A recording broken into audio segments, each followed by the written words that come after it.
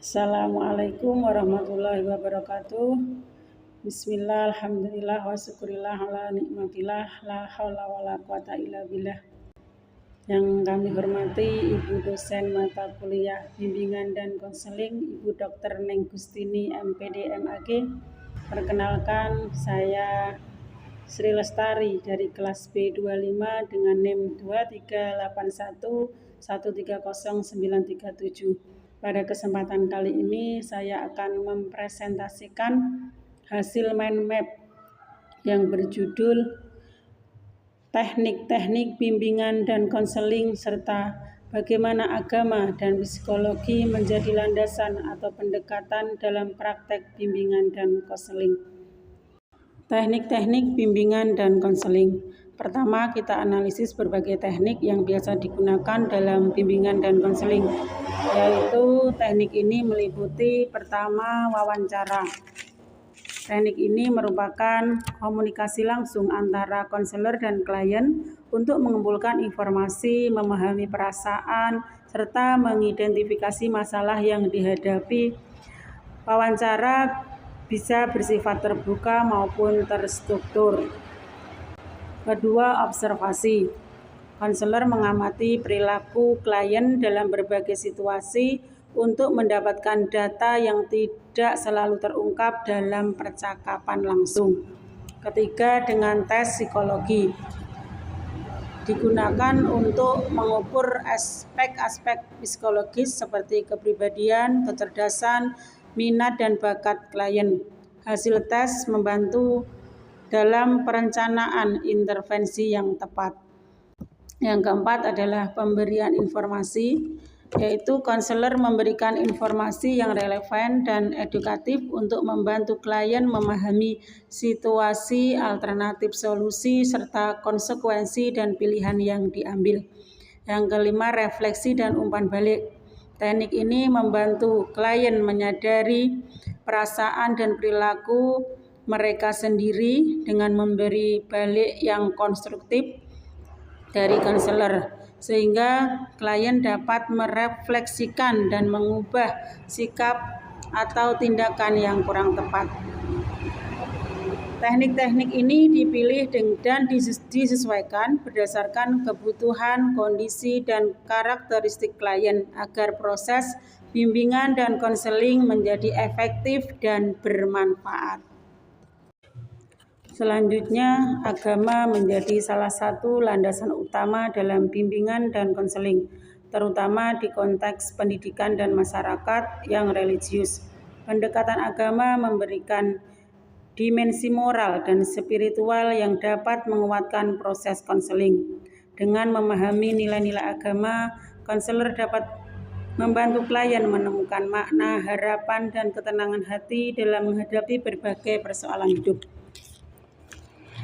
Agama memberikan kerangka nilai yang kuat dalam proses bimbingan dan konseling, khususnya dalam konteks masyarakat religius seperti di Indonesia. Penjelasannya meliputi nilai moral dan etika. Agama mengajarkan nilai-nilai moral yang mendasari perilaku dan keputusan klien, sehingga konselor dapat membimbing klien dalam membuat pilihan yang sesuai norma agama. 2. Dimensi spiritual. Pendekatan agama memperhitungkan kebutuhan spiritual klien. Konseling dapat menjadi sarana untuk menguatkan keimanan dan ketenangan batin. Yang ketiga, solusi berdasarkan ajaran agama. Dalam menghadapi masalah, klien dapat didorong untuk menemukan solusi yang sejalan dengan prinsip-prinsip ajaran agama yang dianut. Yang keempat, penguatan harapan dan makna hidup. Agama memberikan harapan dan tujuan hidup yang membuat klien lebih resilient menghadapi kesulitan. Ketiga, psikologi sebagai landasan dalam bimbingan dan konseling. Psikologi menyajikan pendekatan ilmiah yang digunakan untuk memahami klien secara mendalam, meliputi pertama, teori perkembangan manusia. Psikologi menjelaskan tahap-tahap perkembangan manusia yang membantu konselor memahami perubahan kebutuhan dan masalah klien sesuai usia. 2. Teori kepribadian. Memahami karakter dan pola perilaku klien dari berbagai teori kepribadian agar intervensi lebih tepat sasaran. Yang ketiga, pemahaman emosi dan perilaku. Psikologi membantu dalam mengidentifikasi dan mengelola emosi serta mekanisme perilaku yang mempengaruhi kondisi psikologis klien.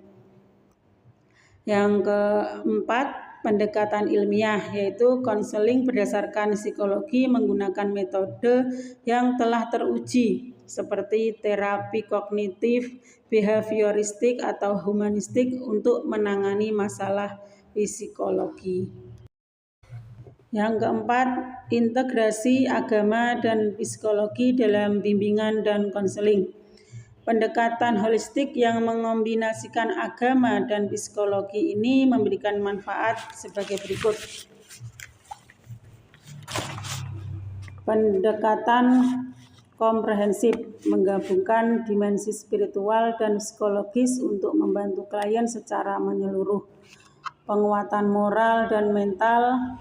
Agama mendukung aspek moral dan nilai sementara psikologi, mengoptimalkan kesehatan mental dan emosi.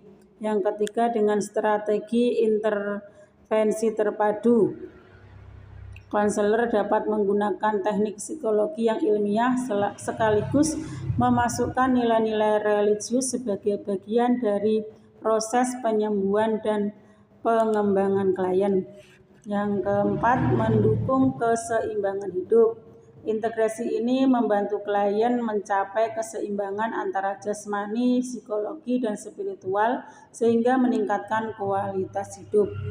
Dengan penjelasan ini diharapkan pemahaman tentang teknik dan landasan dan bimbingan dan konseling menjadi lebih mendalam dan mudah diaplikasikan secara praktis sesuai kebutuhan klien. Terima kasih. Wassalamualaikum warahmatullahi wabarakatuh.